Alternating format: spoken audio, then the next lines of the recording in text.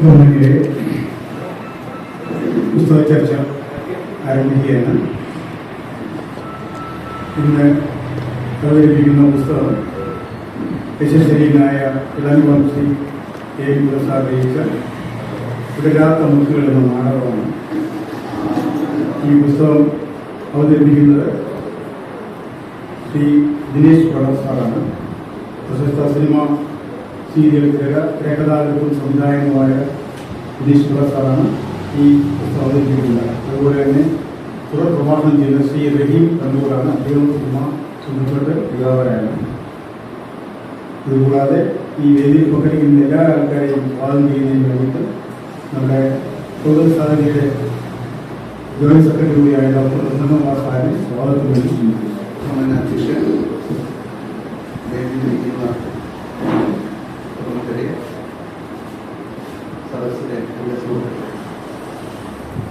നമ്മൾ രണ്ടാം ഘട്ടത്തിലേക്ക് പ്രവേശിക്കുകയാണ്. പുസ്തക ചർച്ച അധ്യക്ഷൻ പറയുന്നത് പുസ്തകത്തിൽ ഞാൻ പറയാൻ പോകുന്നത് പുസ്തക ചർച്ചയിൽ നാടകങ്ങൾ അങ്ങനെ വരാറില്ല. രണ്ട് പ്രത്യേകതയുണ്ട്. നാടകം ചർച്ച ചെയ്യുന്നു സാധി, രണ്ട് എഴുത്തുകാരൻ്റെ അഭാവത്തിൽ അത് അസാധ്യമായ കാര്യമാണ്. അങ്ങനെ ആണ് എഴുത്തുകാരൻ്റെ അഭാവത്തിൽ നമ്മൾ ചർച്ച ചെയ്യുന്നത്. നമുക്കറിയാം, നാടകം ഒരു സുകുമാര കലയാണ്. ലോകത്തിലെ ഏറ്റവും പഴക്കം ചെന്ന കലയാണ് നാടകം. ഡു എന്ന പദത്തിൽ നിന്ന് ഡ്രാമ ഉണ്ടാകും. അരിസ്റ്റോട്ടിൽ പറഞ്ഞിട്ടുള്ളത് നാടകത്തെ കുറിച്ച് സമ്പൂർണ്ണ ക്രിയയുടെ അനുകരണമാണ്. ക്രിയയാണ്, അതാണ് ഡു എന്ന് പറയുന്നത്. അഭിനയ, സംഭാഷണം എന്നിവയിലൂടെ മനുഷ്യ വ്യാപാരത്തെ പ്രേക്ഷകരിലേക്ക് പകരുന്ന ദൃശ്യ ശ്രവ്യ കലയാണ്. ഇതില് ഗാനങ്ങളുണ്ട്, പാട്ടുകളുണ്ട്, ചിത്രമുണ്ട്, അങ്ങനെ കട്ടൗട്ടൊക്കെ, അങ്ങനെ എല്ലാം സമ്മേളിക്കുന്ന അഭിനയം എല്ലാ മുഹൂർത്തങ്ങളും സംഗ്രഹിക്കുന്ന കലയാണ്. നാടകത്തിന് ഭയങ്കര പഴയ ചരിത്രം, മനുഷ്യന്റെ ഏറ്റവും പ്രാചീനമായ കലയാണ്. ഫസ്റ്റ് സെഞ്ചുറി, അതായത് ക്രിസ്തുവിന് മുമ്പ് 1-ാം നൂറ്റാണ്ടിൽ, അതിന് മുമ്പൊക്കെ നമ്മുടെ ഗ്രീക്കില് നാടക വേദികളുണ്ടായിരുന്നു.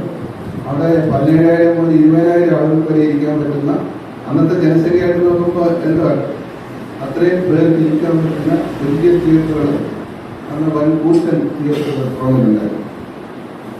അങ്ങനെ ഗ്ലാഡിയേറ്റേഴ്സ് എന്നൊക്കെ പറയുക, അതിനൊക്കെയുള്ള ഒരു സംവിധാനമൊക്കെ അവിടെ ഉണ്ടായിരുന്നു. ആളുകൾ കൊടുത്തിട്ട് അവരായിട്ട് മല്ലിട്ടു, അതിനേക്കാൾ കൊല്ലപ്പെടും. ഗ്ലാഡിയേറ്റർ എന്ന് പറയുന്ന ഫിലിമുണ്ട്. പിന്നെ ഇവിടെ നമ്മുടെ കേരളത്തിലെ കാളിദാസന്റെ അഭിജ്ഞാനശാകുന്നതാണ്. അതിൽ നിന്നാണ് കേരള കളത്തിൽ 1882 കേരളവർമ്മ വലിയ കോഴി തമ്പുരാൻ മലയാള ഭാഷയ്ക്ക് ഒത്തിരി സംഭാവന ചെയ്തു അദ്ദേഹത്തിന്. പിന്നെ യൂറോപ്പിനായി നാടക സമുദായങ്ങളുണ്ടായി. ചവിട്ട് നാടകം, പാശ്ചാത്യ പൗരസ്ത്യ നാടകങ്ങളുടെ സമ്മിശ്രമാണ് ചവിട്ട് നാടകം. ചവിട്ട് നാടകം പിന്നെ വീഴ്ചയുടെ ഒത്തിരി സാമൂഹ്യ നാടകങ്ങളുണ്ട്. വീഴ്ചയുടെ അടുക്കളയിൽ അരങ്ങത്തേക്ക്, പിന്നെ KPCCയുടെ നാടകങ്ങൾ, അങ്ങനെ ഒത്തിരി സ്വാധീനിച്ചിട്ടുണ്ട് വ്യക്തികളെയും. പുരാണ നാടകങ്ങളുണ്ടായി. കാവാലത്തായ പണികളുടെ ആധുനിക നാടകങ്ങൾ, അങ്ങനെ ഒരു വലിയ ഒരു ചരിത്രമാണ് നാടകത്തിന്. എന്തായാലും ഇവിടെ നമ്മൾ ഈ നാടകം ഇത്രയും പ്രാചീനമായ കലയെ ആ പുസ്തകത്തിന്റെ ചർച്ചയിൽ സ്വാഗതം പറയുക എന്നുള്ളതാണ്. പുസ്തക അധ്യക്ഷൻ നമ്മുടെ പ്രസിഡന്റ് ശ്രീ പി മോഹൻലാൽ നായർക്ക് സ്വാഗതം പറയുന്നു. ചർച്ച ചെയ്യുന്ന പുസ്തകം യശസ്വരീനായ ഇളംകുളം KN പിള്ള വിടരാത്ത മുത്തുകൾ എന്ന നാടകമാണ്. അവതരിപ്പിക്കുന്നത് ശ്രീ ദിനേശ് പടർ. അദ്ദേഹം പ്രശസ്ത സിനിമ സീരിയൽ സ്ക്രിപ്റ്റ് റൈറ്ററാണ്, സംവിധായകനും ചെയ്യാം. തുടർ പ്രഭാഷണം Shri Rahim Kannur, cinema PRO public relation ഓഫീസറാണ്. പിന്നീട് ഈ പുസ്തകത്തിന്റെ രചയിതാവിന്റെ അഭാവത്തിൽ അദ്ദേഹത്തിന്റെ മകൻ, നമുക്കെല്ലാം പ്രിയങ്കരനായ എല്ലാ സുപരിചിതനായ ശ്രീ അനിൽ നെടുങ്കോട് സാറാണ് അത് ചെയ്യുന്നത്. അതിന് നിങ്ങൾക്ക് എല്ലാവർക്കും സ്വാഗതം ആശംസിച്ചുകൊള്ളുന്നു. ഇവിടെ മീഡിയ അദ്ദേഹം സ്വാഗതം ചെയ്തുകൊണ്ട് ഞാൻ സമയം അതിക്രമിച്ചുകൊണ്ട് ഞാൻ വിരമിക്കുന്നു. ഈ പുസ്തകം അവതരിപ്പിക്കുന്നത് ശ്രീ ദിനേശ് പടർ സാറാണ്. അതിന് മുമ്പേ ഒരു കാര്യം പറയാനുള്ളത്, നമ്മുടെ പ്രോഗ്രാം ശരിക്കും പറഞ്ഞാലേക്ക് 4 മണിക്ക് കവിയേറെ ആരംഭിക്കും. സാധാരണ 5 മണിക്കാണ് നമ്മൾ പുസ്തക ചർച്ച വെച്ചിരിക്കുന്നത്. ഒത്തിരി ആൾക്കാർ യഥാർത്ഥത്തിൽ കവിയരങ്ങിന് ഏകദേശം 19 ആൾക്കാരുണ്ടായിരുന്നു ഞാനത് താമസിച്ചത്. അത് മാത്രമല്ല, നമുക്ക് ഈ അവതരണത്തിന് നമ്മൾ നിശ്ചയിച്ചിരിക്കുന്നത് 15 മിനിറ്റ് സമയമാണ്. അതുപോലെ തന്നെ തുടർ പ്രഭാഷണത്തിന് 10 മിനിറ്റാണ്. ഇതുമായിട്ട് സഹകരിക്കണമെന്ന് മാത്രം അഭ്യർത്ഥിച്ചുകൊണ്ട് ഇത് അവതരിപ്പിക്കുന്നതിന് വേണ്ടിയിട്ട് ദിനേശ് പിള്ള സാറാണ്. അദ്ദേഹത്തിനെ ആർക്കും പരിചയപ്പെടുത്തേണ്ട കാര്യമില്ല. ശരിക്കും പറഞ്ഞാൽ പ്രശസ്തനായ അദ്ദേഹം സിനിമ, സീരിയൽ സംവിധായകനും തിരക്കഥാകൃത്തുമാണ്. അതിലുപരി നാടകമായിട്ട് വളരെ ബന്ധമുള്ള ഒരാളാണ് അദ്ദേഹം. കാര്യം വെച്ചാൽ ഒത്തിരി നാടകങ്ങൾ അദ്ദേഹം എഴുതിയിട്ടുണ്ട്, സംവിധാനം ചെയ്തിട്ടുണ്ട്. അതുകൊണ്ട് തന്നെയാണ് ശരിക്കും ഈ പുസ്തകം, ഈ നാടകം അവതരിപ്പിക്കാൻ വേണ്ടി സാറിനെ തന്നെ സെലക്ട് ചെയ്തത്. അതുപോലെ തന്നെ ഞങ്ങൾക്ക് വേറൊരു കാര്യം പറയാം. ഞങ്ങളുടെ ഈ സൗഹൃദ റെഡ്സ് അസോസിയേഷൻ ഏകദേശം 25 വർഷത്തിന് മുമ്പേ രൂപീകരിച്ചതാണ്. സിൽവർ ജൂബിലി കഴിഞ്ഞാണ്. അപ്പൊ ഈ അസോസിയേഷനിൽ ഒരു മഹിളാ സമാജം ഉണ്ടായിരുന്നു. ശരിക്കും പറഞ്ഞാൽ ആ മഹിളാ സമാജം ഇതിലുള്ള ഒരു 10-12 പെണ്ണുങ്ങളെ മാത്രം പങ്കെടുപ്പിച്ചുകൊണ്ടൊരു നാടകം ഈ ദിനേശ് പിള്ള സാർ എന്നെ എഴുതി അവതരിപ്പിച്ച് സംവിധാനം മണ്ണിലെ പെണ്ണും മാനത്തെ പെണ്ണും നാടകത്തിൽ വളരെയധികം വിജയമായിരുന്നു. ശരിക്കും ആണുങ്ങൾ പോലും ഇല്ലാതെ പെണ്ണുങ്ങൾ മാത്രം, അതും യാതൊരു പരിചയമില്ലാത്ത പെണ്ണുങ്ങൾ, അതായത് അവരൊരു സ്റ്റേജിന് പോലും കേട്ടിട്ടില്ലായിരുന്നു. അങ്ങനെയുള്ള അവരെ കൊണ്ടൊരു നാടകം അവതരിപ്പിച്ച് വളരെ വൻ വിജയമായിരുന്നു. അത് ഞാനിവിടെ ഒന്ന് പഠനത്തെ കൊടുത്ത ആൾക്കാർക്ക് എല്ലാം അറിയാവുന്നതാണ്. അദ്ദേഹത്തിന് തന്നെയാണ് നമുക്ക് ഈ അവതരിപ്പിക്കാൻ കിട്ടിയത്. ഒരു ഭാഗ്യമായി കരുതുന്നു. ഈ പുസ്തകം അവതരിപ്പിക്കുന്നതിന് വേണ്ടി ദിനേശ് പിള്ള സാറിനെ വളരെ ആദരവോട് ഞാൻ ക്ഷണിക്കുന്നു. എല്ലാവർക്കും നമസ്കാരം. എനിക്ക് വന്നിട്ടുള്ളതുകൊണ്ട് എല്ലാവരും എനിക്ക് നല്ല പരിചയം. എത്രയും പെട്ടെന്ന് തന്നെ തിരിച്ചു വരണമെന്നൊന്നും ഞാൻ വിചാരിച്ചില്ല. ഇത് അനിൽ കടന്നൂരിൻ്റെ നിർബന്ധമാണ്. നാടകവുമായിട്ടുള്ള എൻ്റെ ബന്ധം അറിഞ്ഞിട്ടായിരിക്കണം അദ്ദേഹം സാറിനോട് പറഞ്ഞത് പുസ്തകം അവതരിപ്പിക്കാൻ ഞാൻ വന്നാൽ നന്നായിരുന്നു എന്ന് പറഞ്ഞത്. അപ്പോൾ ജീവിതത്തിൽ ഏറ്റവും ചെയ്ത കാര്യങ്ങളിൽ ഏറ്റവും സ്നേഹിക്കുന്ന നാടകത്തിനെ ആയതുകൊണ്ട്, അത് ജീവനുള്ള കലയായതുകൊണ്ടും നാടകത്തിൻ്റെ കാര്യങ്ങളൊക്കെ വേണമെന്നൊരു നിർബന്ധം എനിക്ക് തോന്നി. അങ്ങനെയാണ് വരും. നമുക്ക് നേരെ ഈ വൈകിയ ഒരു അവസ്ഥയിൽ നമ്മൾ നാടകത്തിനെ കുറിച്ചോ അതിൻ്റെ ബാക്കി കാര്യങ്ങളെക്കുറിച്ചോ ഡീറ്റെയിലേക്ക് ഒന്നും പോകാം. നമ്മുടെ കയ്യിൽ തന്നിരിക്കുന്ന പുസ്തകം വിടരാത്തുമുണ്ട്. ഈ പുസ്തകം അവതരിപ്പിച്ചിരിക്കുന്നത് ശ്രീ അനിൽ കടന്നോട്. അദ്ദേഹത്തിന്റെ അച്ഛൻ്റെ ഈ പുസ്തകം അവതരിപ്പിച്ചിരിക്കുന്നത് മരിച്ചുപോയ അച്ഛനുള്ള ഒരു തിരോധനം എന്ന് പറഞ്ഞ വാക്ക്. അത് വളരെ അപൂർവമായി സംഭവിക്കുന്ന ഒന്നാണ്. മരിച്ചുപോയ അച്ഛന് മക്കൾ തിരോധനം സമർപ്പിക്കുന്നത് നമ്മൾ പലപ്പോഴും കണ്ടിട്ടുണ്ട്. അത് മാസാമാസം ചെയ്യുന്നവരുണ്ട്, വാർഷിക വരിയടച്ച് ചെയ്യുന്ന ആളുകളുണ്ട്. ഇതൊക്കെ നമ്മൾ കാണും. അക്ഷരം കൊണ്ട് ബലിയിടുക എന്ന് പറയുന്ന കർമ്മം അദ്ദേഹം ചെയ്യുന്നു. അതിലെനിക്ക് തോന്നിയ ഒരു കാര്യം, ഇദ്ദേഹത്തിന്റെ അനിൽ കടന്നൂരിന്റെ ആദ്യത്തെ പുസ്തകം അച്ചടിമഷി തുറന്നു എന്ന് പറയുന്ന വാർത്ത അച്ഛനോട് പറയുമ്പോൾ അച്ഛന്റെ കണ്ണിൽ ഒരു നനവ് ഞാൻ കണ്ടു എന്ന് അദ്ദേഹം എഴുതി. പുസ്തകത്തിന്റെ കാമ്പിനേക്കാൾ ഹൃദയസ്പർശിയാണ് അച്ഛൻ മകൻ. പക്ഷെ നിങ്ങൾ കവികളെ സംബന്ധിച്ച് ഏറ്റവും ഭംഗിയായിട്ട് കൈമാറുന്ന ഒരു വിഷയമാണല്ലോ. പിന്നെ നാടകത്തിനകത്തേക്ക് പോകുന്നതിന് മുമ്പ് ഒരൊറ്റ കാര്യമാണ്. ഇവിടെ നടക്കുന്ന കവിയരങ്ങാണ് ചർച്ച ചെയ്യുന്ന നാടകം. സ്വസ്ഥനായ ഒരു കവിയും ശാന്തനായ ഒരു നാടകകൃത്തും കലാപമുള്ള ഒരു നാട്ടിൽ ജീവിച്ചിരിക്കില്ല.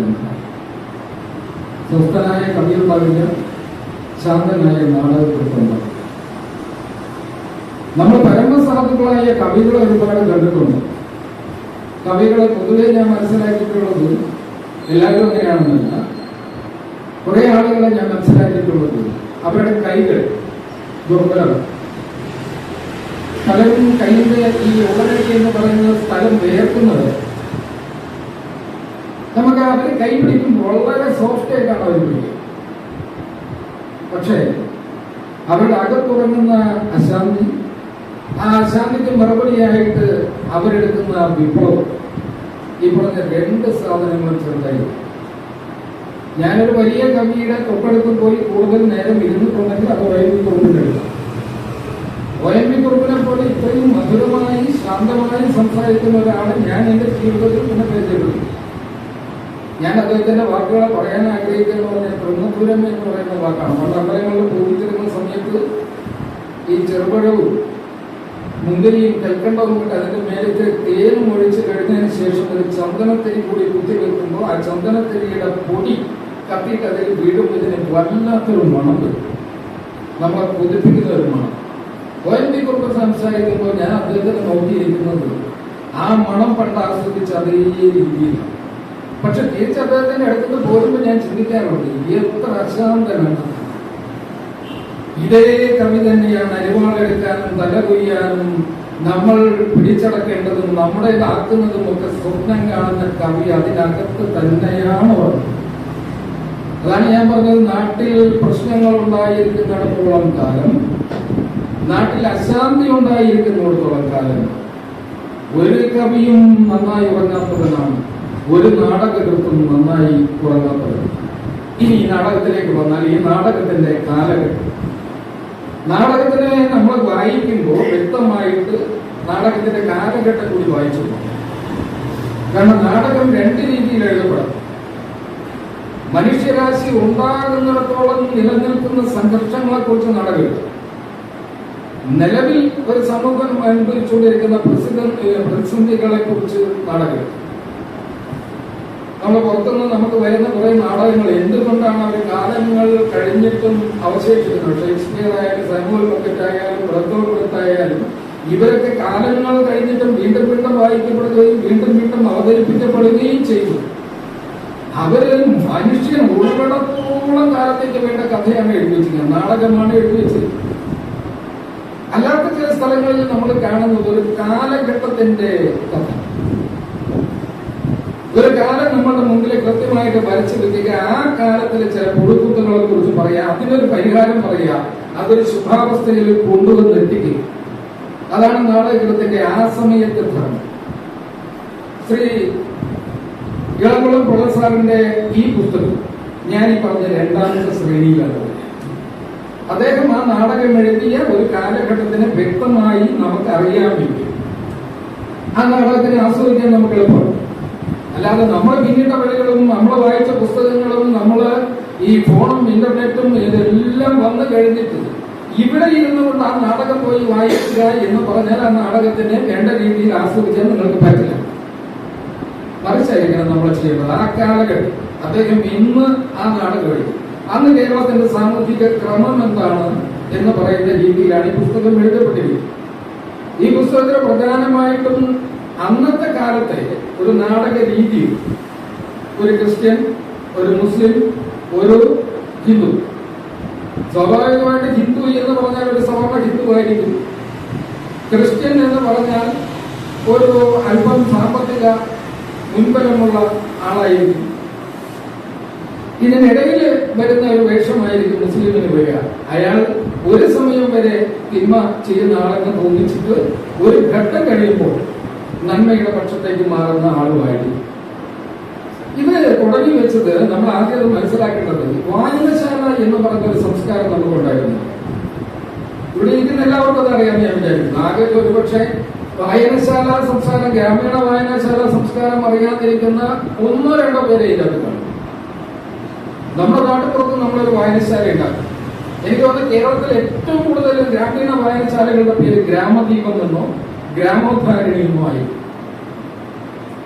കാരണം അതൊരു ഗ്രാമത്തിന്റെ വെളിച്ചമാണ്, അല്ലെങ്കിൽ ആ ഗ്രാമത്തിനെ ഉദ്ധരിക്കാൻ വേണ്ടിയുള്ളതാണ് എന്ന് വ്യക്തമാക്കുന്ന രീതിയിലാണ് അന്നത്തെ വായനശാല. വായനശാലകളിൽ ഞാൻ കണ്ടിട്ടുള്ള രണ്ടേ രണ്ട് ബോർഡാണ്. പഴയ ആളുകൾക്ക് എല്ലാം അറിയാം. രാഷ്ട്രീയം പറയാൻ പാടില്ല, നിശബ്ദത പാലിക്കുക. ഈ രണ്ട് ബോർഡുകളാണ് അവിടെ ഇരിക്കുക. പക്ഷേ അവിടെ നിശബ്ദത പാലിക്കുന്ന പ്രശ്നമേ ഇല്ല. രാഷ്ട്രീയം അവിടുത്തെ ഏറ്റവും ചൂടുള്ള ചർച്ചാ വിഷയവുമാണ്. കാരണം നമ്മൾ വായിക്കുന്നതെല്ലാം, നമ്മൾ വായിക്കുന്നതും നമ്മൾ പഠിക്കുന്നതും എല്ലാം രാഷ്ട്രീയം തന്നെയായിരിക്കുന്നു. നമ്മളെങ്ങനെയാണ് രാഷ്ട്രീയത്തിനെ കുറിച്ച് സംസാരിക്കാതിരിക്കുന്നത്? അപ്പോ അന്ന് ഈ വായനശാലകൾക്ക് അവതരിപ്പിക്കാനായിട്ട് നാടകങ്ങൾ, വായനശാല വാർഷികം എന്ന് പറഞ്ഞാൽ ഒരു നാടിന്റെ ഉത്സവമായിട്ട് മാറുന്നു, ഒരു ദേശത്തിന്റെ ഉത്സവമായിട്ട് മാറുന്നു. അപ്പൊ അവിടെ അവതരിപ്പിക്കാൻ വേണ്ടിയിട്ട് നാടകം. നാടകത്തിന് എന്തൊക്കെ ക്വാളിറ്റികൾ വേണമെന്നാണ് ആദ്യത്തെ ചിന്ത. ഈ നാടകം ഒരു പൊതുസമൂഹത്തിന്റെ മുമ്പിൽ അവതരിപ്പിക്കുന്നത് കൊണ്ട് ഒരു കാരണവശാലും ഒരാളെയും ഒരു വർണ്ണത്തെയും വർഗത്തെയും ഇത് വേദനിപ്പിക്കാൻ പാടില്ല. രണ്ട്, മാനുഷിക മൂല്യങ്ങൾ നന്നായി ഉയർത്തിപ്പിടിക്കുന്ന ഒരു നാടകമായിരിക്കണം അവതരിപ്പിക്കുന്നത്. മൂന്ന്, നാടകം അത് സഞ്ചരിക്കുന്ന വഴികളിൽ ഓർമ്മപ്പെടുത്തലുകൾ ഉണ്ടായിരിക്കും. എനിക്ക് തോന്നുന്നു ഏറ്റവും കൂടുതൽ അങ്ങനെ അവതരിപ്പിക്കപ്പെട്ടിട്ടുള്ള നാടകങ്ങൾ C.L. ജോസ് എന്ന് പറയുന്ന നാടകത്തിന്റെ നാടകങ്ങളാണ് ഏറ്റവും കൂടുതൽ നമ്മുടെ വായനശാല നാടകങ്ങളിൽ അവതരിപ്പിക്കപ്പെട്ടിട്ടുള്ളത്. അതാണ് ഞാൻ പറഞ്ഞത്. ഇളംകുളം കേൾപ്പുഴയുടെ നാടകം നമ്മൾ വായിക്കുമ്പോൾ ആ കാലഘട്ടത്തിന് കൂട്ടിച്ചേർത്ത് വായിക്കും. ആ കാലഘട്ടത്തിന് കൂട്ടിച്ചേർത്ത് വായിക്കുമ്പോൾ നമുക്കതിലൊരു ഭയങ്കരമായ ശാന്തത. കുടുംബ ബന്ധങ്ങളിൽ അവർ സംസാരിക്കുന്ന രീതി, വാക്കുകൾ ഉപയോഗിക്കുന്ന രീതി, അച്ഛനും മകളും സംസാരിക്കുന്നത് അല്പം നാടകീയമായ സംഭാഷണങ്ങളിലേക്ക് നമുക്ക് ചിലപ്പോൾ പോകാം. പക്ഷെ അത് പരിശുദ്ധിക്ക് വേണ്ടി ചെയ്യും. നോർമലി അച്ഛനും മകളും സംസാരിക്കുന്ന ലാംഗ്വേജ് പലപ്പോഴും പൊതുസ്ഥലത്ത് വരുമ്പോൾ അതിനൊരു ചെറിയ മാലിന്യങ്ങൾ തോന്നാം. അതുകൊണ്ട് തന്നെ അവർ തമ്മിൽ എന്തോ ആശയവിനിമയം നടക്കുന്നത് പോലെ നമുക്ക് തോന്നും. പിന്നെ ഈ നാടകത്തിന്റെ ഒരു പ്രധാന സംഭവം, ഈ നാടകത്തിൽ വിടരാത്ത മുട്ടുകൾ എന്ന് പറയുന്നത് പ്രണയമാണ്. നാടകത്തിൽ 3 അതിശക്തമായ പ്രണയം. ഈ 3 പ്രണയവും യാഥാർത്ഥ്യമാകുന്നില്ല എന്നാണ് വിടരാത്ത മുട്ടുകളുടെ ആശയം. 3 പ്രണയവും നടക്കാത്തതിന്റെ കാരണം അവിടെയാണ് ഞാനൊന്ന് ഈ കൃതിയെ പറ്റി ഒന്ന് ഊന്നി പറയണം എന്ന് ആഗ്രഹിക്കുന്നു. കുട്ടമ്പിള്ളയുടെ മകൻ ചെറിയാൻ എന്ന് പറയുന്ന സമ്പന്നന്റെ മകളെ പ്രണയിക്കും. കുട്ടമ്പിള്ളയുടെ അടുത്തൊരു മകൻ ഖാദറിന്റെ മകൾ നഗീസയെ പ്രണയിക്കും. പക്ഷെ ഈ നാടകത്തിന്റെ ഒരു താളിൽ പോലും ക്രിസ്ത്യാനിയെ നായർക്ക് പ്രേമിക്കാമോ എന്ന് പറയുന്ന ചോദ്യമില്ല. മുസ്ലിമിന് ഹിന്ദുവിനെ പ്രേമിക്കാമോ എന്ന് ചോദിക്കുന്ന ചോദ്യവുമില്ല. അപ്പൊ ഈ നാടകത്തിൽ എന്താ ഉള്ളത്? വ്യത്യാസം സാമ്പത്തികം.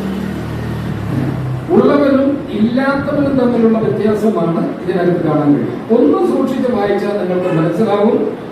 കൊടുത്ത് കൈ തളർന്നവരും വാങ്ങി തടിച്ചവരും തമ്മിലുള്ള സംഘർഷ. കുട്ടമ്പിള്ള എന്ന് പറയുന്ന പ്രധാന കഥാപാത്രം എന്ന് പറയുന്നത് കയ്യിലുണ്ടായത് കൊടുത്ത് ശീലിച്ച് കൈയും മടവും മുടിഞ്ഞവർ. അയാളിൽ നിന്ന് വാങ്ങിയെടുത്ത ചെറിയാൻ എന്ന് പറയുന്ന ആള് വാങ്ങി തടിച്ചവൻ. ആ തടിച്ചവൻ ജില്ലതോറുമായ കുട്ടമ്പിള്ളയെ വേട്ടയാടുന്ന ഒരു സാമൂഹിക വ്യവസ്ഥിതി ഇതിനകത്ത് നന്നായിട്ടൊന്ന് വായിച്ചാലും നമുക്ക് കാണാൻ പറ്റും. പിന്നെ പലപ്പോഴും നമ്മൾ പറയാറ് തൊഴിലില്ലായ്മ അന്നത്തെ ഒരു പ്രധാന വിഷയമാണ്. നമുക്ക് കുറെ പ്രശ്നങ്ങൾ വന്നിട്ടുള്ളത് നോക്കിയാൽ മതി. കേരളത്തിന്റെ സാമൂഹിക ചരിത്രത്തിൽ നമ്മുടെ വിഷയങ്ങൾ വന്നിട്ടുള്ളത് എങ്ങനെയാണ്? നമ്മൾ ആദ്യം മതപരമായിട്ട് കലഹിക്കുന്നു. 1920-കളിലൊക്കെ നമ്മൾ മതപരമായിട്ട് കലഹിക്കുന്നു. ഹിന്ദുവിനെ കണ്ടാൽ മുസ്ലിം വെട്ടിക്കൊല്ലുന്നു, മുസ്ലിമിനെ കണ്ടാൽ ഹിന്ദു വെട്ടിക്കൊല്ലുന്നു എന്ന് പറയുന്ന രീതികളിൽ നിന്ന് 47 സ്വാതന്ത്ര്യം വന്ന് പെട്ടെന്ന് ഇദ്ദേഹമൊക്കെ ജീവിച്ചിരുന്ന ഈ കാലഘട്ടത്തിൽ 50-കളിലേക്ക് നമ്മൾ വരുമ്പോൾ സംഭവിച്ചത് കൈകോർത്ത് നടക്കുന്നു എന്നുള്ളത്, ഒരു കുടുംബമായിട്ട് ജീവിക്കുന്നു എന്നുള്ളതാ. ഇവിടെ ബിരിയാണി ഉണ്ടാക്കിയിട്ട് അപ്പുറത്തേക്ക്, ഇതിൽ അങ്ങനത്തെ സീനുണ്ട്. ഇവിടെ ബിരിയാണി ഉണ്ടാക്കിയിട്ട് അപ്പുറത്ത് കൊണ്ടേ കൊടുക്കുന്നു, അവിടെ പായസം ഉണ്ടാക്കിയാൽ ഇവിടെ തരുന്നു എന്ന് പറയുന്ന രീതിയിലേക്ക് വരാൻ നമുക്ക് 10-20 വർഷങ്ങൾക്കുള്ളിൽ നമ്മൾ ആർജിച്ചെടുത്തതാ. അത് കഴിഞ്ഞപ്പോൾ നമുക്ക് എന്താ വന്നത്? അത് കഴിഞ്ഞപ്പോഴാണ് ഈ തൊഴിലില്ലായ്മ എന്ന് പറയുന്ന ഭീകരം നമ്മുടെ മുമ്പിൽ പ്രത്യക്ഷപ്പെടുന്നേ. തൊഴിലില്ലായ്മയാണ് ഈ നാടകത്തിലെ ഒരു പ്രധാന വിഷയം. തൊഴിൽ എന്നുവെച്ചാൽ തൊഴിൽ അന്വേഷിച്ച് നടക്കുന്ന, എനിക്ക് ഏറ്റവും ഇഷ്ടപ്പെട്ട ഒരു സംഭവം, തൊഴിൽ അന്വേഷിച്ച് നടക്കുന്ന ഒരു ചെറുപ്പക്കാരനെ രംഗത്ത് അവതരിപ്പിക്കുമ്പോൾ മുഴുവൻ അദ്ദേഹം ചുമക്കുന്നു. അപ്പൊ ഞാൻ കരുതിയത്, ഇത് വായിച്ചുകൊണ്ടിരിക്കുമ്പോൾ ഞാൻ കരുതി ഈ ചുമയുടെ അവസാനം അയാളുടെ നട്ടല തുറക്കുന്ന രീതിയിൽ അയാളൊരു TB രോഗിയിലേക്കാണോ ഈ പോക്ക് എന്ന് ഞാനൊന്ന് ആശങ്കപ്പെട്ടിട്ടുണ്ട്. പക്ഷെ അതല്ല. നാടകത്തിന്റെ ഉദ്ദേശം വളരെ വ്യക്തമാണ്. നടന്ന് കാലും ചെരുപ്പം തേഞ്ഞ ഒരു തന്റെ നെഞ്ചു കൂട്ടി ഒരയുന്ന ശബ്ദമായിട്ട് ചുമ പുറത്തേക്ക് വരുന്നു എന്ന് തന്നെയാണ് അത് വായിച്ച മനസ്സിലാക്കുന്നത്. അപ്പൊ ഈ തൊഴിലില്ലായ്മ ഒരു ഭീകര സംഭവമായിട്ട് ഈ കാലഘട്ടത്തിൽ നിന്നത് കൊണ്ടാണ് അതിൽ നമ്മൾ കാണുന്ന യുവാക്കളും യുവതികളും ഒക്കെ തൊഴിലില്ലാത്തവർ തന്നെ അവര് സ്വപ്നങ്ങൾ സ്വയം നിഷേധിക്കുന്നത്. സ്വപ്നങ്ങൾ തട്ടിപ്പറിക്കാനല്ല, സ്വപ്നങ്ങൾ സ്വയം നിഷേധിക്കുന്നത്. നമ്മളിപ്പോ ഈ രമണനും ചന്ദ്രികയുടെയും കഥ പറയില്ലേ? രമണനും ചന്ദ്രികയും കഥ പറയുമ്പോൾ ചന്ദ്രിക സമ്പന്നയാണ്. ചന്ദ്രിക എല്ലാ അർത്ഥത്തിലും സമ്പന്നയാണ്. സൗന്ദര്യത്തിന്റെ കാര്യത്തിൽ സമ്പന്നയാണ്, കാശിന്റെ കാര്യത്തിൽ സമ്പന്നയാണ്, എല്ലാ അർത്ഥത്തിലും സമ്പന്ന. ചന്ദ്രിക മാടി മാടി വിളിക്കുമ്പോഴും പാവം രമണൻ നല്ലവനായതുകൊണ്ട് ഞാൻ വരില്ലെന്നാ പറഞ്ഞു. അവരവിടെ പോകുമെന്ന് പറഞ്ഞ് വിളിക്കുമ്പോഴും രമണൻ അങ്ങനെ തന്നെ പറഞ്ഞിട്ടുള്ളൂ. ഇതിലെ കഥാപാത്രത്തിനോടും ഇതിലെ ചെറിയാന്റെ മകൾ ഡെയ്സിയോട് ഇതിലെ കഥാപാത്രമായ കുട്ടൻപിള്ളയുടെ മകൻ പറയുന്നു, നീ നല്ലൊരു സമ്പന്നനെ കല്യാണം കഴിച്ച് സുഖമായിട്ട് ജീവിക്കാനാ പറയുന്നത്, അല്ലാതെ നിന്റെ സമ്പാദ്യങ്ങൾ നോട്ടം. ഇപ്പൊ നമ്മളെ കാണുന്ന എല്ലാ കഥകളിലും സാധാരണ എന്താ സംഭവിക്കുന്നത്? ഒരു പെൺകുട്ടിയെ ഒരാൾ നോട്ടം വിടണമെങ്കിൽ അച്ഛന്റെ സമ്പത്ത് എങ്ങനെ തന്നിലേക്ക് കൊണ്ടുവരാം എന്ന് ആലോചിച്ചതിന് ശേഷം പ്ലാൻ ചെയ്ത് അവളെ രക്ഷിക്കാൻ വേണ്ടി ശ്രമം നടത്തുകയോ അല്ലെങ്കിൽ ഭീകരന്മാരിൽ നിന്ന് അവളെ രക്ഷിക്കുന്നതോ കാണിച്ച് അവസാനം പ്രകടിപ്പിക്കുക, അവസാനം വരുമ്പോൾ വില്ലനായിട്ട് മാറുക എന്ന് പറയുന്ന സങ്കല്പത്തിൽ നിന്നൊക്കെ മാറി നായകന്റെ നന്മ, അവൾക്കൊരു ജീവിതം ഉണ്ടാകട്ടെ എന്ന് പറയുന്ന, അല്ലെങ്കിൽ ഞാൻ സ്വയം മാറിക്കൊടുക്കാം എന്ന് പറയുന്ന രീതിയിലുള്ള ഒരു സംഭവമാണ് നമ്മൾ ഇതിൽ കാണാൻ. ഞാൻ ഈ നാടകത്തിനെ കുറിച്ച് പറഞ്ഞ പ്രത്യേകിച്ച് എന്റെ നാടകബന്ധം എന്താണെന്നുള്ളത് ഞാൻ പെട്ടെന്ന് നിങ്ങളോട് പറയാം. ഞാൻ എന്റെ 17 വയസ്സിലെ നാടക പ്രവർത്തനം ആരംഭിച്ചതാണ്. ഏകദേശം 32 വയസ്സ് വരെ തുടർച്ചയായിട്ട് ഞാൻ നാടകത്തിൽ തന്നെ ഉണ്ടായിരുന്നു. ഒരു 3 സംസ്ഥാന സർക്കാരിന്റെ ഏറ്റവും മികച്ച രചനയ്ക്കുള്ള അവാർഡ് എന്റെ വീട്ടിൽ ഇരിക്കുന്നുണ്ട്. എന്റെ 24ാമത്തെ 26ാമത്തെ 28ാമത്തെ വയസ്സിലും കിട്ടിയതാണ്. അതുകൊണ്ടാണ് നാടകത്തിന്റെ കാര്യം പറഞ്ഞപ്പോൾ അത്രയും സന്തോഷത്തോടെ ഞാൻ ഈ പരിപാടിയിൽ പങ്കെടുക്കാൻ വരുന്നത്. ഞാൻ അദ്ദേഹത്തിന്റെ ഈ പുസ്തകം, പ്രത്യേകിച്ച് പുസ്തകം അവതരിപ്പിക്കുമ്പോൾ അതിലേക്ക് നന്നായിട്ട് അറിയണമെന്ന് നിർബന്ധമുള്ളത് ഒരു തവണയല്ല, 2 തവണയല്ല, 2-3 തവണ ഞാൻ ഈ പുസ്തകം വായിച്ചിട്ടുണ്ട്. പിന്നെ അതിലെനിക്ക് പ്രത്യേകിച്ച് സംശയങ്ങൾ ഒന്നും ഇല്ലാത്തത് കൊണ്ടാണ് ഞാനിതുകൊണ്ടിനെ ഞാനൊന്ന് വിളിക്കാതിരുന്നതും ബന്ധപ്പെടാതിരുന്നതും. കാരണം ഇതിൽ കാര്യങ്ങളെല്ലാം വ്യക്തമാണ്. അപ്പോൾ ഞാൻ പറയുന്നത്, നിങ്ങൾ എല്ലാവരും ഈ പുസ്തകം വായിക്കണം. പറ്റുമെങ്കിൽ എല്ലാവരും വായിച്ചു കഴിഞ്ഞതിന് ശേഷം, എപ്പോഴും പുസ്തക ചർച്ചയ്ക്ക് അതാണ് ഏറ്റവും നല്ലതെന്ന് എനിക്ക് തോന്നുന്നു. എല്ലാവർക്കും ആ പ്രതികൾ എത്തിയതിന് ശേഷം ആ പുസ്തകം എല്ലാവരും വായിച്ചതിന് ശേഷം അതിൽ നിന്ന് നമുക്ക് എന്താണോ മനസ്സിലാവുന്നത് പരസ്പരം മനസ്സിലാക്കുന്ന ഒരു ചർച്ചയാണ് ഇതിനേക്കാൾ നല്ലത് എന്ന് എനിക്ക് തോന്നുന്നുണ്ട് പലപ്പോഴും. കാരണം ഇതിപ്പോ എന്ന് പറഞ്ഞാൽ ഞാൻ ഈ പുസ്തകം വായിച്ചു, ഞാൻ ഈ പുസ്തകത്തോട് അവതരിപ്പിക്കേണ്ട രീതിയിൽ ഞാൻ നന്നായിട്ട് വായിച്ചു, ഞാൻ അതിനെക്കുറിച്ച് നന്നായിട്ട് പറയുന്നു. നിങ്ങൾ കുറെ പേരെങ്കിലും പുസ്തകം വായിച്ചിട്ടില്ല, അതുകൊണ്ട് ഇങ്ങനെ കേട്ടിരിക്കുന്നു എന്ന് പറഞ്ഞു. അപ്പൊ പലപ്പോഴൊക്കെ നിങ്ങളുടെ കുറേ ദൂരത്ത് നിൽക്കുന്ന ഒരാൾ, പക്ഷെ നിങ്ങൾ ഒരു തവണ പുസ്തകം വായിച്ചിട്ടാണ് വരുന്നെങ്കിൽ ഞാൻ ഈ പറയുന്ന കാര്യങ്ങളോടുള്ള നിങ്ങളുടെ അഭിപ്രായ സമന്വയം, അഭിപ്രായ വ്യത്യാസമൊക്കെ നിങ്ങൾക്ക് കൃത്യമായിട്ട് പറയാൻ പറ്റും. ഇനിയുള്ള ചർച്ചകൾ പറ്റുമെങ്കിൽ അങ്ങനെ ആയിരിക്കട്ടെ എന്ന് ഞാൻ ആശംസിക്കുന്നു. ഒരു അച്ഛന്റെ അക്ഷരങ്ങളിൽ അച്ഛനെ വെച്ച് പുരട്ടി അദ്ദേഹത്തിന് ഒരു തിരോധകം സമർപ്പിച്ച നമ്മുടെ പ്രിയപ്പെട്ട അനിൽ നെടുങ്ങോടിന് ആശംസകൾ അർപ്പിക്കുന്നു. ഈ പുസ്തകം നന്നായി വായിക്കപ്പെടുന്നത്, ഈ പുസ്തകത്തിലെ ആശയങ്ങൾ നമ്മുടെ മനസ്സിലേക്ക് കയറട്ടെ എന്ന് ആശംസിച്ചുകൊണ്ട് ഈ പുസ്തകത്തിനെ കുറിച്ചുള്ള എന്റെ ഒരു അഭിപ്രായം ഞാനിവിടെ രേഖപ്പെടുത്തി അവസാനിപ്പിക്കുന്നു. മനോഹരമായി ഈ പുസ്തകം അവതരിപ്പിച്ചു. അപ്പോൾ വേറെ കാര്യങ്ങളാണ് ഈ വിടാത്ത മുട്ടുകൾ എന്ന പുസ്തകം സാർ പറഞ്ഞ എല്ലാവരും വായിക്കണം. അപ്പോൾ അത് ശരിക്കും പറഞ്ഞാൽ 240 രൂപയാണ്. പക്ഷേ ഇന്ന് ഇവിടെ സാറിനെ സമീപിക്കുകയാണെങ്കിൽ 70 രൂപയ്ക്ക് ആ പുസ്തകം കിട്ടുമെന്ന് അദ്ദേഹം അറിയിച്ചിട്ടുണ്ട്. പരമാവധി 77 രൂപയ്ക്ക് അത് പരമാവധി ആൾക്കാർ വാങ്ങിക്കണമെന്നുള്ള അഭ്യർത്ഥനയുണ്ട്. അടുത്തതായിട്ട് ഈ ഇത് അവതരിപ്പിക്കുന്ന തുടർ പ്രഭാഷണത്തിൽ ശ്രീ റഹീം കണ്ണൂർ സാറിനെ, അദ്ദേഹവും സിനിമയുമായിട്ട് ബന്ധപ്പെട്ട ആളാണ്. അദ്ദേഹത്തിന് ഈ തുടർ പ്രഭാഷണത്തിന് അദ്ദേഹം സിനിമാ രംഗത്ത് പ്രവർത്തിക്കുന്ന എനിക്ക് നാടകവുമായിട്ട് എന്താണ് ബന്ധം എന്നുള്ള ചോദ്യം സ്വാഭാവികമായിട്ടുണ്ടാകും. കിട്ടുന്ന അവസരങ്ങളെല്ലാം ഞാൻ പറയാറുള്ള ഒരു വാചകം, എനിക്ക് ഏറ്റവും ഇഷ്ടപ്പെട്ട 2 മാധ്യമങ്ങൾ, ഒന്ന് റേഡിയോയും മറ്റൊന്ന് നാടകവുമാണ്. അതുകൊണ്ട് തന്നെ നാടകത്തെ സംബന്ധിച്ചുള്ള ഈ പുസ്തക ചർച്ചയിൽ എനിക്ക് പങ്കെടുക്കാൻ പറ്റിയത് ഏറെ സന്തോഷമുള്ള കാര്യമാണ്.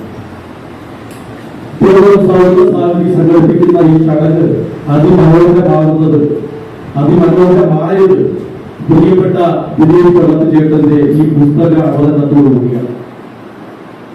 അദ്ദേഹവും ഞാനിപ്പോൾ ഇന്നലെ വേദി പങ്കെടുക്കുന്നത് സത്യത്തിൽ വിചാരിച്ചിരുന്നില്ല. നാടകരംഗത്ത് വർഷങ്ങളുടെ അനുഭവമുള്ള പ്രിയപ്പെട്ട ദിനേശ് പള്ളത്തേട്ട് അല്ലെങ്കിൽ സാർ തിരക്കഥ എഴുതിയ ബില്ലാളി വീരൻ എന്ന ചിത്രം അത് റിപ്പോർട്ടുകൾ അവസരമുണ്ടായി. കലാകുമുദിയുടെ വെള്ളി നക്ഷത്രം തിരുവേദിയുടെ റിപ്പോർട്ടായിരിക്കുന്ന സമയത്ത് അത് കാരണത്തിന് ഞങ്ങൾ ഒരുപാട് നേരം സംസാരിച്ചു. സ്വന്തം നാട്ടെക്കുറിച്ച്, നാടകത്തെക്കുറിച്ച്, സിനിമയെക്കുറിച്ച്, അനുഭവങ്ങളെക്കുറിച്ച് വളരെ മനോഹരമായിട്ട് ഇതിലൂടെ വളരെ മനോഹരമായിട്ട് ഈ പുസ്തകത്തെ അവതരിപ്പിച്ച പോലെ തന്നെ ഒരുപാട് നല്ല അറിവുകൾ എനിക്കത് കിട്ടി അദ്ദേഹവുമായി ചെലവഴിച്ച ആ നിമിഷം. നാടകത്തോളം എന്റെ ഇഷ്ടം പ്രോഗ്രാമത്തിപ്പോ അടുത്ത സമയത്ത് 2 നാടക അവതരണം നടന്നു. ഒരു മത്സരവും നടന്നു, ഒരു അവതരണവും നടന്നു. ഈ 2 ചടങ്ങിലും അല്ലെങ്കിൽ 2 മത്സരങ്ങളിൽ ഞാൻ പങ്കെടുത്തു. നാടകത്തോളം ഇഷ്ടം കൊണ്ട് തന്നെയാണ് ആ സംഘടനയിൽ ഞാൻ മെമ്പർഷിപ്പ്. അത് നിലപാട് കേട്ടാൽ ഒരു മാധ്യമ പ്രവർത്തകൻ കൂടിയാണ്. വളരെ പ്രിയപ്പെട്ട ഒരു സുഹൃത്താണ്, സൗമ്യനായ ഒരു സുഹൃത്താണ്. ഞാൻ മുമ്പ് ഇതേ രീതിയിൽ ഒരു ചടങ്ങിൽ പങ്കെടുത്തു. അത് ഇളമുള്ള പിള്ള എന്ന ഇന്ന് നമ്മളോട് ഒപ്പമില്ലാത്ത ആ അച്ഛന്റെ പ്രിയപ്പെട്ട മകൻ അരുൺ നെടുങ്കോളിന്റെ പുസ്തകം ചർച്ച ചെയ്യാൻ വേണ്ടിയായിരുന്നു അന്ന് ഞാൻ പങ്കെടുത്തത്. അതേ വേദിയിൽ മാസങ്ങൾക്കിപ്പുറം ഇങ്ങനെ ഇവിടെ സംസാരിക്കാൻ, നാടകത്തെ കുറിച്ച് പറയാൻ അവസരം കിട്ടിയത് തീർച്ചയായിട്ടും വലിയൊരു സൗഭാഗ്യമായിട്ടാണ് ഞാൻ കണക്കാക്കുന്നത്. നേരത്തെ പറഞ്ഞൊരു അക്ഷരം കൊണ്ട് പൊടി അർപ്പിച്ചു പ്രിയപ്പെട്ട മകൻ. ഞാൻ ഈ നാടകം വായിച്ചോടൊപ്പം തന്നെ എന്റെ വൈഫിൽ ഞാൻ കൊടുത്തു ഈ പുസ്തകം വായിക്കാൻ പറഞ്ഞു. ഇന്ന് വൈഫ് വായിച്ചു എന്നാണ്. അതുപോലെ തന്നെ ഇന്ത്യയുടെ പറഞ്ഞതുപോലെ തീർച്ചയായിട്ടും നാടക ചർച്ച പൂർണ്ണമാകുന്നത് നാടകം വായിച്ചു കഴിഞ്ഞിട്ടാണ്. ചില കഥാപാത്രത്തെ കുറിച്ച് മാത്രമാണ് പ്രിയപ്പെട്ട ദിനേശ് ചേട്ടനോട് സംസാരിച്ചത്. പറഞ്ഞിരുന്നു ഒരു കൂട്ടം മനുഷ്യരുടെ ഇന്നലെ വിടരാത്ത മുട്ടുകളുടെ കഥയാണ് ഈ നാടകമാണ് ഇത് പറയുന്നത്. അതുപോലെ തന്നെ മകൻ അച്ഛനെ കുറിച്ച് ഓർക്കുന്നുണ്ട്. അച്ഛന്റെ നിരവധി രചനകൾ, ഒരുപാട് രചനകൾ അദ്ദേഹം നാടകം, നോവൽ, തിരക്കഥ, യാത്ര തുടങ്ങി ഒരുപാട് രചന നടത്തിയിട്ടുണ്ടെങ്കിൽ ഒന്നുപോലും അച്ചടിച്ച് കാണാനുള്ള അനുഗ്രഹം, അവസരം പ്രിയപ്പെട്ട അച്ഛന് കിട്ടിയില്ല എന്ന് അദ്ദേഹം വളരെ വേദനയോടുകൂടി എന്ന് പറയുന്നുണ്ട്, ഈ പുസ്തകത്തിൽ പറയുന്നുണ്ട്.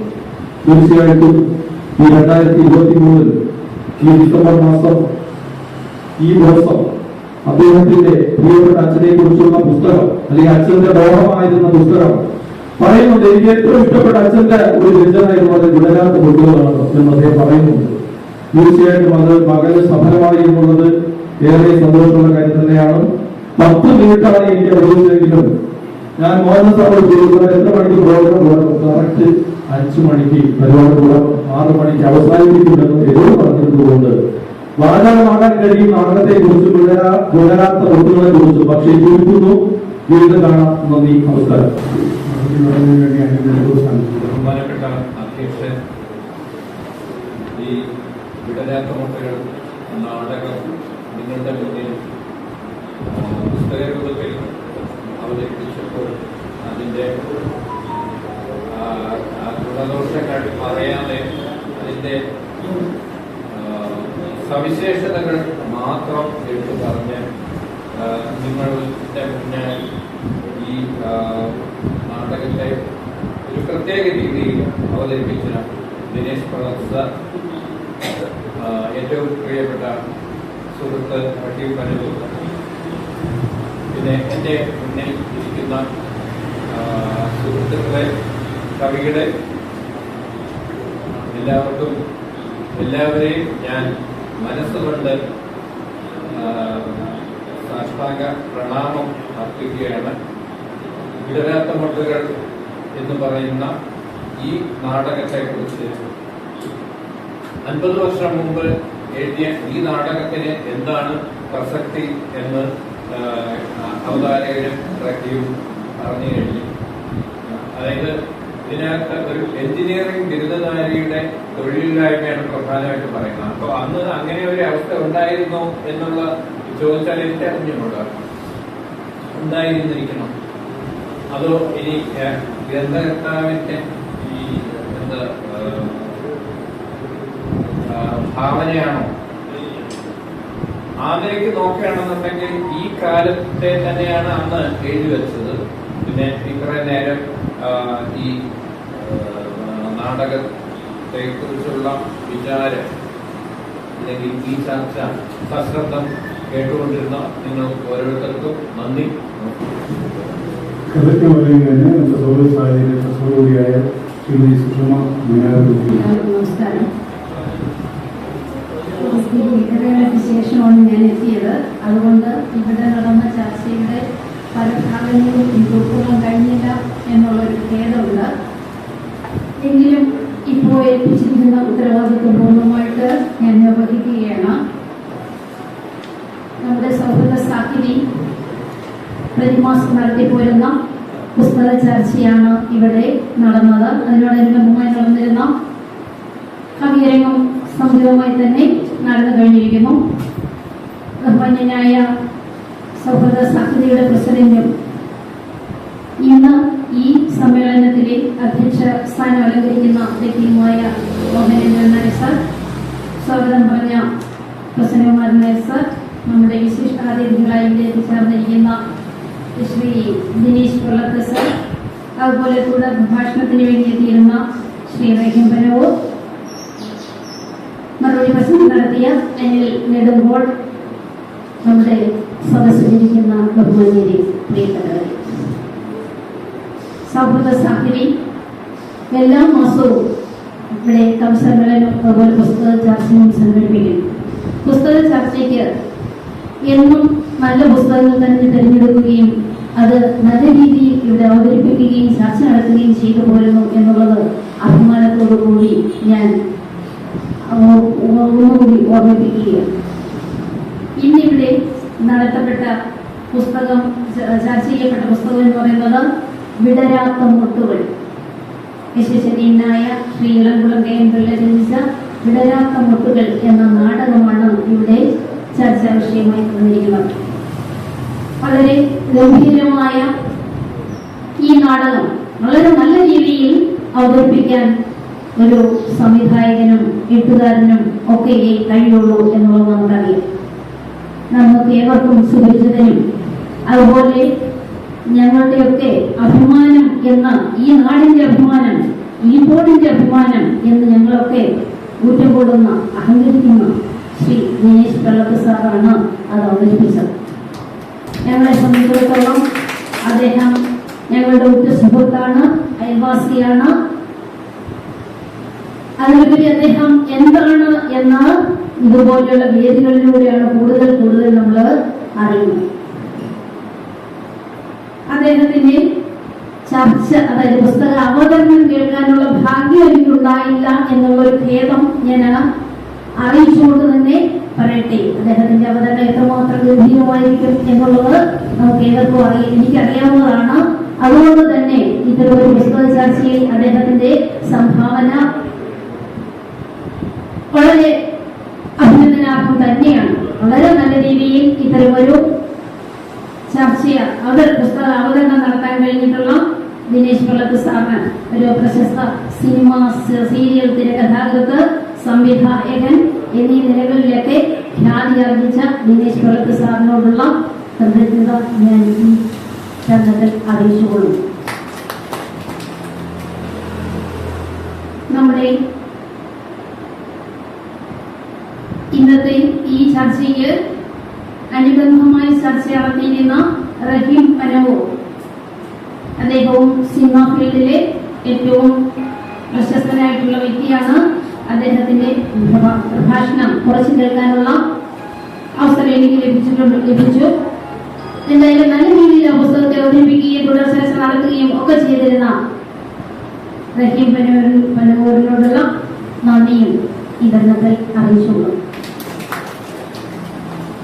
ഇതിന്റെ അധ്യക്ഷ സ്ഥാനം വഹിച്ച മോഹനേന്ദ്രൻ നായർ സാർ ഔപചാരികമായി ഞങ്ങളുടെ സഹപ്രവർത്തകനാണ്.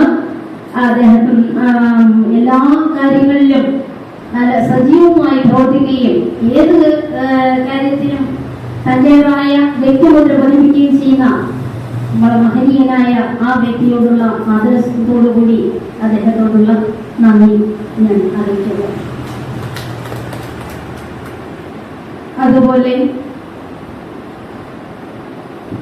സൗഹൃദ സംഘടനയുടെ ജോയിന്റ് സെക്രട്ടറിയും ഈ വേദിയിൽ സ്വാഗതം പറഞ്ഞ ഡോക്ടർ കെ. പ്രസന്നകുമാർ സർ, അദ്ദേഹം ഒരു പ്രശസ്തനായ നോവലിസ്റ്റാണ്, അഡ്വക്കേറ്റാണ്. അദ്ദേഹം വളരെ നല്ല രീതിയിൽ കാര്യനിർവഹണം നടത്തുന്ന ഒരു വ്യക്തി കൂടിയാണ്. അദ്ദേഹത്തിനോടുള്ള ആദരവും നന്ദിയും ഞാൻ ഈ വേദിയിൽ അറിയിക്കുന്നു. ഇതിന് മറുപടി പ്രസംഗം നടത്തിയ കവി നമ്മുടെ പ്രിയങ്കരനായ അനിൽ നെടുങ്കോടാണ്. അദ്ദേഹത്തിന്റെ വാക്കുകൾ വളരെ സമുചിതമായ രീതിയിൽ നമ്മൾ ആദരവോടുകൂടി തന്നെ കേട്ടതാണ്. അദ്ദേഹത്തോടുള്ള അങ്ങേയറ്റത്തെ സ്നേഹവും ആദരവും നന്ദിയും അറിയിച്ചുകൊള്ളുന്നു. ഇവിടെ ഈ ചർച്ചയിൽ സന്നിഹിതരായി തീർന്ന സദസ്സിലിരിക്കുന്ന ഓരോരുത്തരോടും വളരെ ക്ഷമയോടുകൂടി വളരെ നല്ല രീതിയിൽ ഈ ചർച്ചയിൽ പങ്കെടുക്കുകയും അത് ഉൾക്കൊള്ളുകയും ചെയ്തെന്ന ഓരോ വ്യക്തിയോടും ഉണ്ടായിരിക്കുന്ന ഹൃദയപരമായ നന്ദിയും സ്നേഹവും അറിയിച്ചുകൊള്ളുന്നു. അതോടൊപ്പം തന്നെ ഒരു കാര്യം കൂടി, നമ്മുടെ ഈ കവിയരങ്ങിൽ നിന്നും ഏകോപനം നടത്തിക്കൊണ്ടിരിക്കുന്ന നമ്മുടെ പ്രിയങ്കരനായ ആറ്റുകാൽ ഓമനക്കുട്ടൻ സാറിനോടുള്ള പ്രത്യേകമായ നന്ദി കൂടി അറിയിച്ചുകൊണ്ട് വാക്കുകൾ നിർത്തുന്നു. നന്ദി.